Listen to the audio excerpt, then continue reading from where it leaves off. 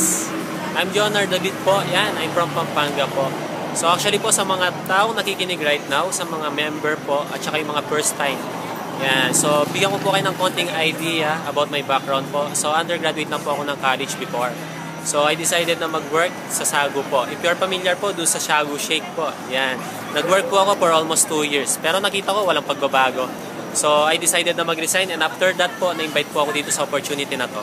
And nung na-invite po ako, hindi na po ako ng dalawang isip. Siyempre, dito ko nakita na pwedeng mabuo yung mga pangarap ko. So I decided na mag-join po. And after that, I never expect po yung mga bagay na pwede mangyari sa akin dito.